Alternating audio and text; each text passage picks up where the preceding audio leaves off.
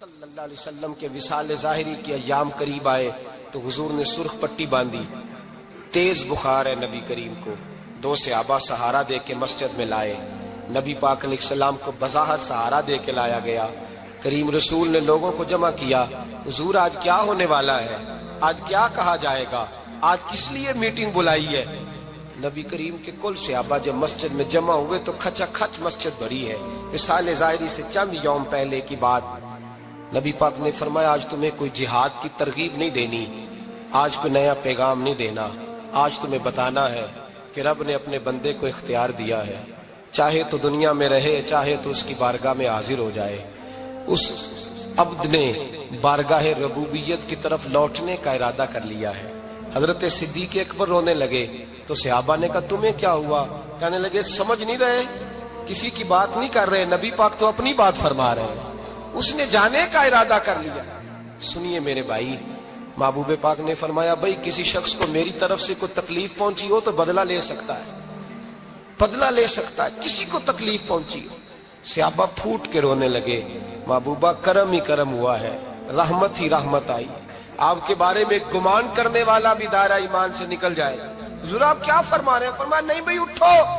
پیچھے سے جناب عکاشہ بن محصن اٹھے، ہاتھ کانپتے ہیں آگے بڑھے، کہنے لگے یا رسول اللہ، ایک جنگ کے موقع پر آپ نے درہ مارا تھا، ننگی پیٹھ پر صفیں سیدھی کراتے، بات دل میں رہ گئی ہے، میں نے بدلہ لینا ہے۔ نبی کریم نے فرمایا بلال دوڑ کے جاؤ، فاطمہ کے گھر درہ پڑا ہے، درہ لاؤ۔ سیدنا بلال حبشی کہتے میں گیا، دستک دی، سیدہ طیبہ طاہرہ حضرت فاطمہ فرمانے لگی بلال کیسے آئے ہو؟ اماں جی وہ درہ چاہیے تھا۔ سیدہ کو تشویش ہوئی، کہنے لگے بلال نہ تو جنگ پہ جانا ہے، نہ جہاد ہے، نہ کوئی ایسا موقع ہے، حضور کی تو طبیعت مبارک بظاہر بڑی علیل ہے، درہ کیا کریں گے؟ حضرت بلال عرض کرنے لگے اماں جی ایک صحابی بدلہ لینے لگے ہیں، صاحب طبقات نے جملے لکھے ہیں، کہتے ہیں بی بی صاحبہ نے درہ بھی دیا اور امام حسن حسین کو بھی باہر نکالا۔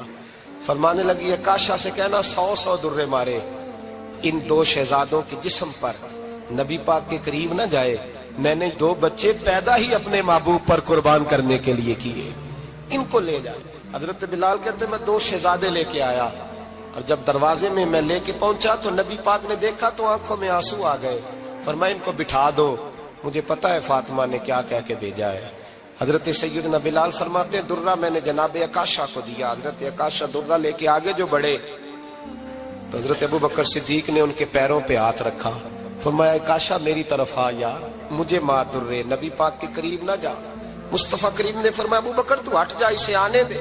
فرماتے میں چند قدم آگے گیا تو مولا علی شیر خدا نے میرے پیر پہ ہاتھ رکھا، کہنے لگے عکاشہ سوچ تو صحیح تو کیا کر رہا ہے؟ حضور نے فرمایا علی ہٹ جاؤ، میرا اور ان کا معاملہ ہے۔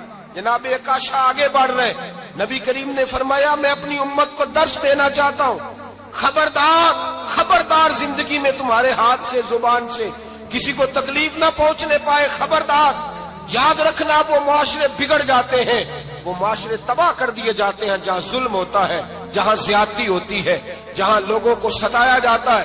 محبوب کریم کے قریب آئے حضرت عکاشہ کا، حضور میری پیٹھ ننگی تھی، آپ بھی ذرا کپڑا ہٹائیے۔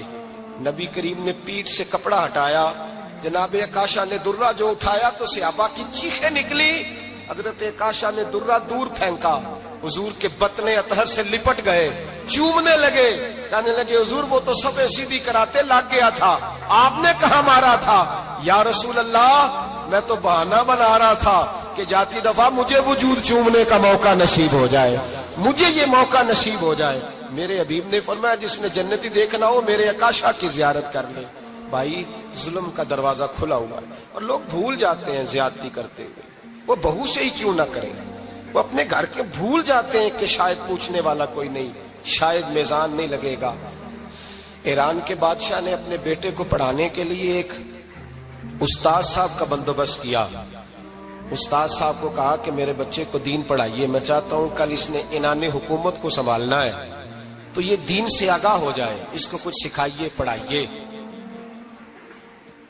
بہت نیک بزرگ بڑے درویش عالم پڑھانے لگے، اسباق مکمل ہو گئے، قرآن مجید پڑھایا، احادیث طیبہ کا درس دیا، اصول فقہ سے روشناس کرایا۔ جب بچے نے مکمل تعلیم حاصل کر لی اور آمین ہو گئی، دستار ہو گئی، فارغ ہو گئے، تو پھر ایک دن استاد صاحب نے کہا بیٹے کل تم نے ضرور آنا ہے، کچھ بات کرنی ہے۔ شہزادہ گیا ملنے استاد صاحب سے، استاد صاحب نے کنڈی لگا لی، ہاتھ میں درہ پکڑ لیا، مار مار کے پورے وجود کو زخمی کر دیا، کوئی غلطی نہیں، کوئی بات نہیں، مارا۔ اب بچہ آیا آ کے بادشاہ سلامت سے کہا کہ ابا جی سمجھ نہیں آئی، بڑا مارا ہے استاد۔ تو سیانے تھے نا بادشاہ، یہاں تو قاری صاحب روز کٹہرے میں کھڑے ہوتے ہیں، مولوی صاحب آپ نے میرے بچے کو کیوں مارا ہے؟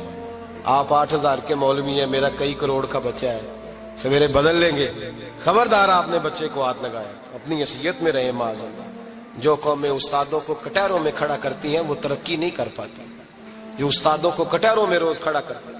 کہا ابا جی بڑا مارا ہے، تو والد بڑے سمجھدار تھے، کہنے لگے بیٹا استاد باپ ہوتا ہے، وہ زیادتی نہیں کرتا، کوئی بات ہوگی میں تیرے استاد کو کٹہرے میں نہیں بلاؤں گا۔ اماں سے بات کی، اماں کہنے لگی بیٹا میں تیرے باپ سے کیسے بات کروں، ڈر آتا۔ وقت گزر گیا، 22 سال بیت گئے، 22 سال گزر گئے، بادشاہ کا انتقال ہوا، شہزادہ تخت پہ بیٹھا، پہلا حکم یہ دیا کہ میرے استاد کو بلاؤ، پہلا حکم۔ استاد جی بوڑھے ہو گئے تھے، چھڑی کے اوپر ٹیک لگا کے آئے اور بھویں سفید ہو کے جھک گئی تھیں، یوں آنکھ کھول کے بڑی مشکل سے دیکھا، کہنے لگے شہزادے حکم ہو۔ کم میں شہزادہ نہیں، اب میں بادشاہ بن گیا ہوں۔ استاد جی 22 سال بیت گئے، آپ نے مارا تھا، پر وہ درد چونکہ زیادتی کی تھی، میرا قصور کوئی نہیں تھا، تو نہ میری روح سے درد گیا ہے نہ میرے جسم سے گیا ہے، میں بے اختیار تھا، پوچھ نہیں سکتا تھا، آج با اختیار ہوا ہوں۔ سب سے پہلے پہلا حکم آپ کو دیا، بلایا ہے، بتائے کیوں مارا تھا، کیوں مجھے مارا تھا، میری زیادتی بتائے۔ تو استاد، بوڑھے استاد کی آنکھیں آنسوؤں سے بھر گئیں، کہنے لگے بیٹے بس آج کے دن کے لیے مارا تھا، یہ جو دن آ گیا نا میری زندگی میں اس لیے مارا تھا، یہ میں چاہتا تھا میری زندگی میں وقت ہے، آج کے بس میری مراد پوری ہو گئی۔ کہا صاحب کس لیے، مجھے بھی سمجھائے۔ آپ فرمانے لگے کتنی دیر ہو گئی تجھے مار کھائے ہوئے، کتنا زمانہ بیت گیا؟ کہنے لگا 22 سال۔ فرمایا زخم بھولے تو نہیں، درد ختم تو نہیں ہوئی، تمہیں بات ایک منٹ کے لیے بھی تمہارے حافظے سے محو تو نہیں ہوئی؟ کہا استاد جی روز رات کو یاد آتی، روز خیال آتا تھا۔ استاد کہنے لگے بھائی تو بے اختیار تھا، پوچھ نہیں سکا، 22 سال تجھے یاد رہا، مجھے پتا تھا تو ایک دن حکمران بنے گا، میں نے تجھے اس لیے مارا تھا کہ بیٹے یاد رکھنا، کسی پہ ظلم نہ کرنا، اگر تجھے 22 سال تک یاد رہا ہے تو جس پر تو ظلم کرے گا اسے بھی قیامت تک یاد رہے گا، اور یہ یاد رکھنا تو آج با اختیار ہوا تو تو نے مجھے بلا لیا ہے، قیامت کے دن غریب با اختیار ہو جائیں گے، مظلوم با اختیار ہو جائیں گے، وہ با اختیار ہوں گے للہ الواحد القہار، رب کریم کی بارگاہ کے اندر ان کا اختیار ہوگا، اکیلے اللہ کی حکمرانی ہوگی، پھر وہ بلائیں گے بڑے بڑے کج کلا، دنیا میں جن کی پگڑیاں اونچی تھی وہ سر جھکائے کھڑے ہوں گے، دنیا میں جو ڈکٹیٹر بنتے تھے ان کی پشتیں لال ہوں گی، ان کو غدار لکھا جائے گا، قیامت تک نہیں بھولے گا۔ ظلم کرنا تو سوچ سمجھ کے کرنا، اتنا کرنا جتنا تم سہ سکتے ہو، اتنی زیادتی کرنا جتنی قیامت میں تم برداشت کر سکتے ہو۔ میرے نبی کریم صلی اللہ علیہ وسلم نے فرمایا ظلم سے بچو، یہ قیامت کے اندھیروں میں سے ایک اندھیرا ہوگا، زندگی میں زیادتی نہ کریں، اگر تھوڑی دیر کے لیے کوئی چیز برداشت کر جائیں گے تو وہ فائدہ دے جائے گی، کچھ دیر کے لیے اگر سہ جائیں گے تو نفع مل جائے گا، سہنے کی کوشش کریں لیکن زیادتی نہ کریں، نظر کو، سوچ کو، ذہن کو پاک رکھیں، اور میرے بھائی زندگی پوری ظلم سے بچیں، زیادتی سے بچیں۔ امیر المومنین حضرت جناب سیدنا عمر فاروق رضی اللہ تعالیٰ عنہ رات گھر میں تھے تو رونے لگے، بڑی دیر تک روتے رہے، والدہ اٹھی تو صاحبزادے سے کہنے لگی پتہ کرو تمہارے باپ کو کیا مسئلہ ہے۔ شہزادے آئے، کہنے لگے امیر المومنین والد گرامی کیا ہوا؟ تو حضرت عمر فاروق کہنے لگے بیٹا اپنی اماں کو بلاؤ۔ والدہ آ گئی، کیا بات ہے؟ کچھ طبیعت خراب ہے تو حکیم کا بندوبست کیا جائے۔ تو حضرت عمر کہنے لگے کچھ بھی نہیں، آج مسجد سے نکلا ہوں تو نبی پاک کے صحابہ میری تعریفیں کر رہے تھے۔ یہ حضرت فاروق اعظم کے وصال کے قریب کے دن ہے، تعریف تو حضرت یہ رونے کی بات ہے کہ خوش ہونے کی؟ آپ فرمانے لگے نہیں، سوچتا ہوں बाहर तो मैं अच्छा रहा हूं, पता नहीं घर में ही कोई ज्यादती ना हो गई हो, पता नहीं तुम्हारे साथ भी मेरे मामला ठीक थे कि नहीं। सहाबा तो तारीफ करते हैं, रो रहा हूं तुम्हारी वजह से ही ना उलझ जाऊं, बीवी ही ना कहे मेरा हक ही अदा नहीं किया। ये लफ्ज कहते कहते पहाड़ है ये शख्स, कैसरो किसरा कांपते हैं। हजरत उमर बीबी से कहने लगे, मुझे अल्लाह की रजा के लिए माफ नहीं कर देती? मेरे ऊपर बोझ था उम्मत का, मैं सारी रात मदीने की गलियों में फिरता था, दिन सारा मस्जिद में गुजरता था, मैं तुझे वक्त नहीं दे पाया, माफ नहीं कर देती? तो ज़ौजा कहने लगी, नहीं उमर, मैंने भी जिंदगी में अपना कोई सुख चैन नहीं देखा, कोई चाव पूरा नहीं किया, मैं कैसे माफ कर दूं? मैं नहीं माफ करती। हजरत उमर जमीन पे बैठ गए, रोने लगे, कहने लगे चल माफ कर दे। कहने लगी, एक वादा करो, कयामत के दिन रब करीम की बारगाह में मेरी सिफारिश करोगे? अल्लाह की बारगाह में अर्ज करोगे कि अल्लाह अच्छी थी, मुझे कपड़े धो के देती थी, रोटी पका के देती थी, मेरी इज्जत की मुहाफिज थी? जनाब उमर कहने लगे, तेरे साथ वादा है, रब अपने फजल से उमर को जन्नत देगा तो उमर तुझे जन्नत में साथ लेकर के जाएगा, तेरे साथ वादा है। अरे भाई, जिनके दिलों में एहसास था कि हमसे कोई ज्यादती ना हो जाए किसी जगह, वो तो यहां तक मामला करते थे, यहां तक उनका ख्याल रहता था। अजीजों, एक तो नजर में हया पैदा करें, वालिदैन की बहुत बड़ी जिम्मेदारी है। लाखों बच्चे मर्जी की शादियां कर रहे हैं, हजारों घर उजड़ रहे हैं। ये वो वाला जहर है जो हर घर में तेजी से फैलता चला जा रहा है। पहले हम कहते थे कि बच्चा बाहर ना निकले, अब कहते हैं अल्लाह कहीं मोबाइल लेके तन्हा ना बैठ जाए, कहीं तन्हा ना बैठ जाए। क्या बनेगा इसका अगर ये गंदगी और ये ऐसा नशा है जो उजाड़ के रख दे। बुखारी शरीफ में हदीस है, काज़ी अय्याज मालिकी रहमतुल्लाह अलैह ने बड़ी तफसील से लिखी है। रावी हजरत अनस बिन मालिक हैं। एक बंदा बड़ी दूर से आया नबी पाक सल्लल्लाहु अलैहि वसल्लम की ज़ियारत के लिए, बड़ी दूर से। अरब के जो सरदार होते थे उनके बड़े नाज नखरे होते थे, वो खैर आज भी हैं। प्रोटोकॉल का माहौल आज भी, यानी वजीर साहब के आगे दो चार गाड़ियां ना हो तो उनको मजा ही नहीं आता।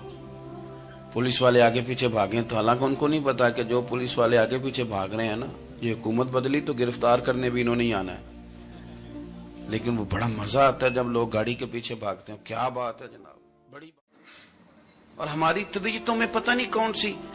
तो नबी पाक सल्लल्लाहु अलैहि वसल्लम की खिदमत में वो शख्स बड़ी दूर से आया। तो अरब के बादशाहों का मिजाज था, प्रोटोकॉल बड़ा चाहते थे। उनका तो ये तरीका था कि हुक्मरानी करनी है जैसे भी हो। अगर किसी गुलाम ने धूप में बंधा रह गया, ऊंट और छांव में नहीं बांधा तो दुर्रे मारते थे, और अगर उसने खोल के बांध दिया तो फिर भी मारते थे। कहते थे इतना सियाना हो गया तो उन्हें पूछा ही नहीं, खुद ब खुद ही बांध दिया। वो शख्स हुजूर की बारगाह में आया और बहुत सारे लोगों के पास क्योंकि वो जाता था अपने सरबराह का पैगाम लेके, तो वो कांप रहा है जब हुजूर की बारगाह में गया, डर रहा है। अब जरा बात को समझना, नबी पाक सल्लल्लाहु अलैहि वसल्लम ने उससे फरमाया, क्यों डरते हो? सादा आदमी है, देहाती है, बद्दू है। अल्लाह के रसूल ने थप की दी, क्यों डरते हो?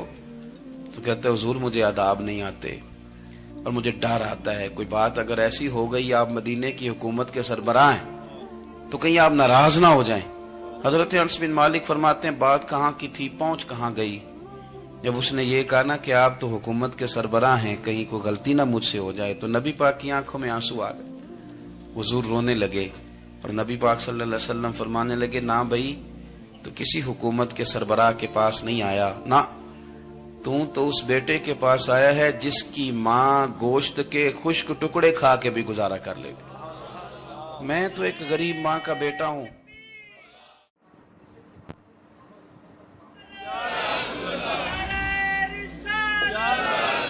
भाई, अगर आपका ये ज़ौक बन जाए, देखो ना आज तो लोग भूल जाते हैं ना, कपड़े बदल लेते हैं तो वो समझते हैं कि शायद सारा कुछ ही बदल गया। यानी गांव से आकर पढ़ने वाले भूल ही गए हैं कि किसकी माँ ने कितना जेवर बेचा था।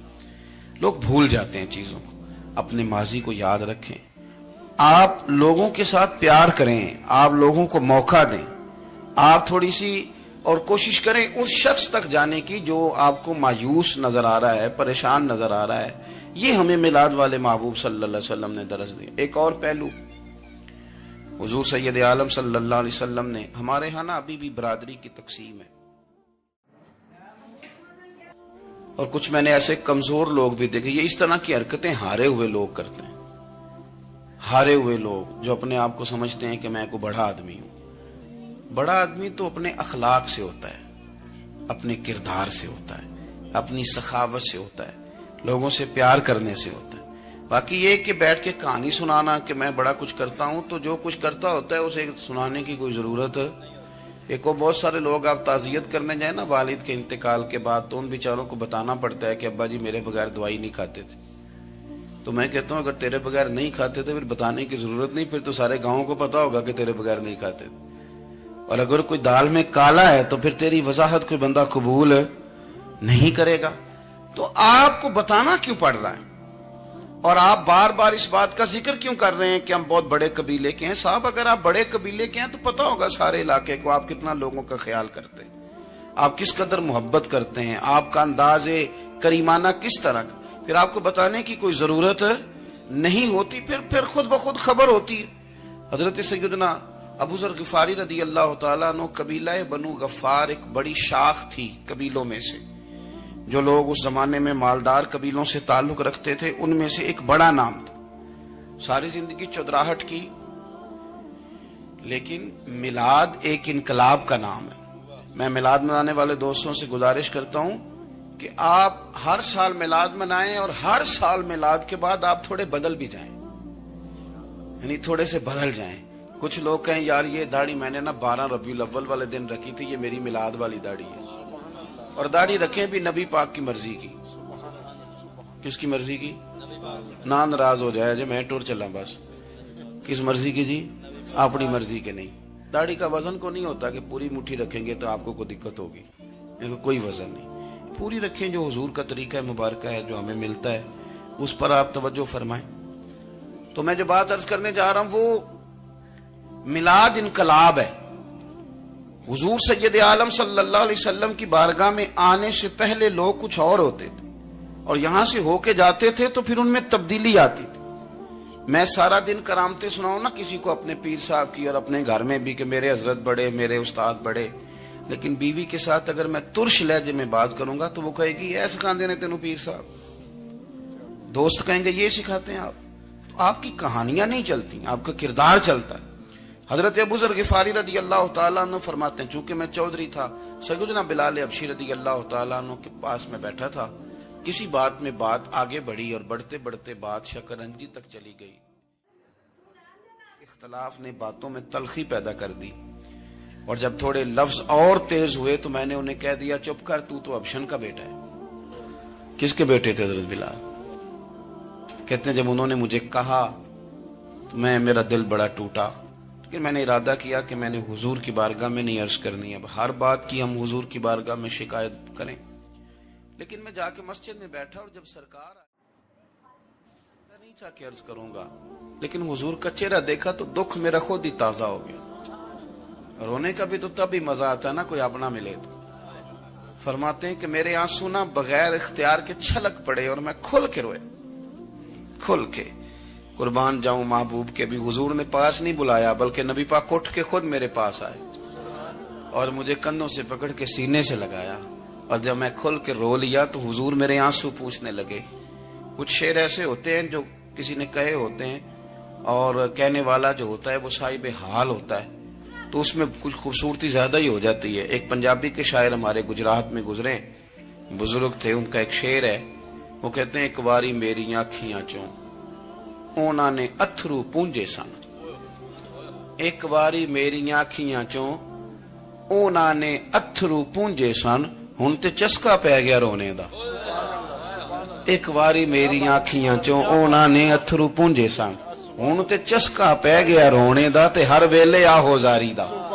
تو میں روز رونے لگا ہوں, مزہ ہی بڑا آیا ہے جب سے محبوب نے چپ کرانا شروع کیا میرے عزیز.